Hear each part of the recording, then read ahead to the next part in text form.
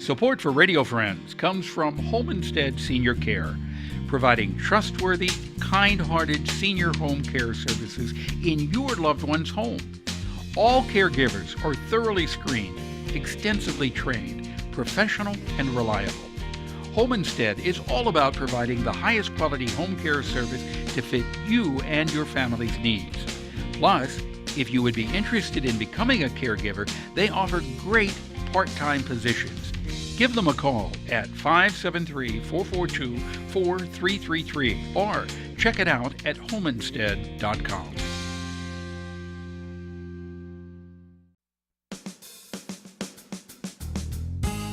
Good morning and welcome to Radio Friends on Thursday, August the 24th. It's good to have you with us today. Sean Spence is sitting right next to me from Mid-Missouri Better Business Bureau. And I feel like I've said this before, but every time you're here, you bring on new scams to Central Missouri. You got 3 new scams that I had not heard of before.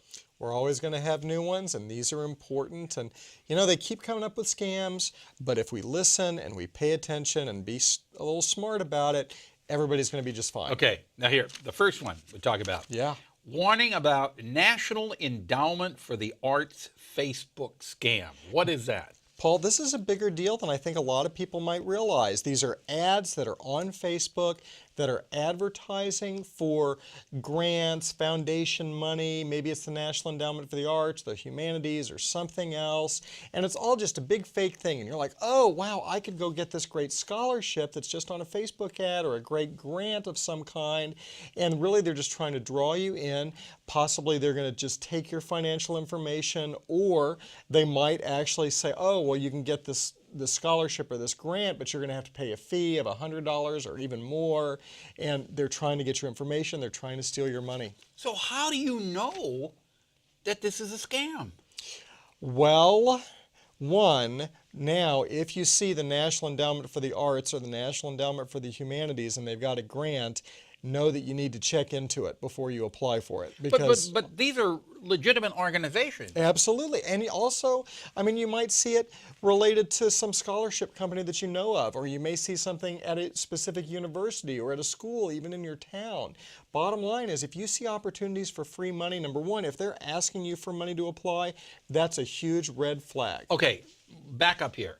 So if you see opportunities for free money, yes, but they're asking you for money to apply, that's a red flag. Huge red flag. So whenever you're applying for free money for something, you shouldn't have to pay anything.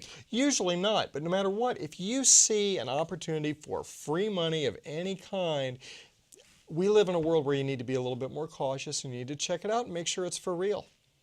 Well, how do ads like this get on Facebook? Because I thought they were policing everything. I think that a lot of people think that, and that is in fact not always true. But they're trying. They're trying. But it's so big, and there are, what, 2.5 billion people on Facebook now, and, you know, millions of advertisers, and it's just impossible. And so there's always something new. There's always some new scam there. Okay, so be careful. The next thing you have is lost pet.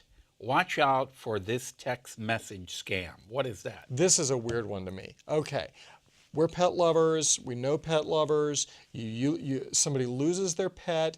Anymore, the first thing you do is you go to Facebook or Twitter and you say, I've lost my dog. Here's the description. Here's my phone number. Please call me if you see something.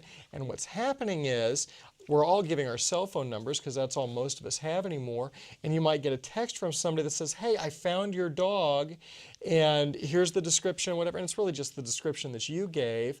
And then that leads into them asking for a ransom, asking for personal information, doing different things to scam you using this information. If you have a lost pet, yes. If you have a lost pet and you've put it on Facebook or Twitter or anywhere, or even a lot of times you'll see a picture of the pet and your phone number tacked to a telephone pole. Absolutely. And what's happening is people are texting you and saying, I've got your dog. Those are lousy people. They're horrible people, So Paul. they really haven't found your dog.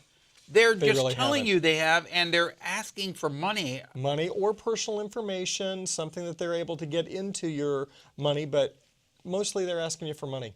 Well, wouldn't the best thing to do say, yes, I will pay you, but bring my dog to me, or I will come to you Absolutely, or and they pick may up my say, dog? oh, well, your dog's injured. I've taken it to the vet. Or, oh, you know what? My car is broken. I need to have $50 to get my car fixed because we're in another town. They're going to come up with some way to try to scam you out of that money or out of your personal information, and they're smarter than you think. That's awful. It's Because horrible. the fact is that if you have lost a pet, you're emotional enough. That's right. And for some lowlife to try to take advantage of you. But that's what they're looking for, Paul. They're looking for you to be vulnerable because you're scared. Okay. The next one is scam temps for timeshare owners with great prices. What do you mean here? Well, we've got a surprising number of people who own parts of timeshares here in town and all over the country. And we're seeing a lot of right now, and for some reason it's happening a lot now at this time of year, we're having people who are getting phone calls.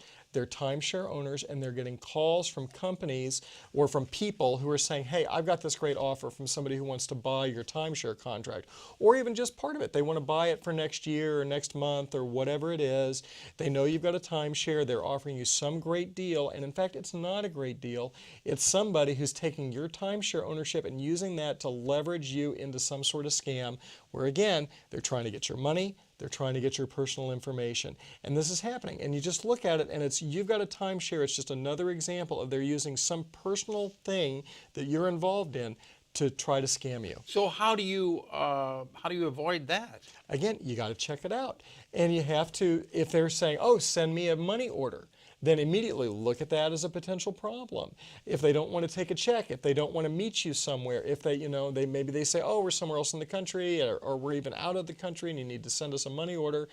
No, do not ever send a money order to somebody you don't know, because that's the easiest way to get your money. We're almost out of time, but this is something I read about some time ago, and I don't know if it's still in the area or not. But somebody gives you a call, say you have won a certain amount of money. It's a lot of money. But in order for them to send you the money that you've won, you need to give them your bank account number, right, so that they can direct deposit. Sure. You've heard of that scam? Oh, absolutely. That kind of thing happens all the time. Absolutely. Should you just hang up, or should you That's play my along advice. for a little while and report it that way? I would say move on. You've got more important things to do with your life. Okay. That's our advice. So if somebody, is that operating in central Missouri right now, or have you heard of calls? It has within the last year. I haven't heard anything this month, but certainly within the last year I've heard of that specific Okay, scam. somebody called you and say you've won this amount of money, but in order for you to receive it, give us your bank account number. Sure. And we'll put it in your bank. Hang up on them. That kind of thing happens all the time. If people have some scams that they do want to report, how do they get in touch with you? Well, it's very easy. They can look on the web at midmobbb.org or 573-886-8965. 886-8965, Yes, area sir. code 573. Report any suspicious scams to Sean, our scam man in person. That's me. All right.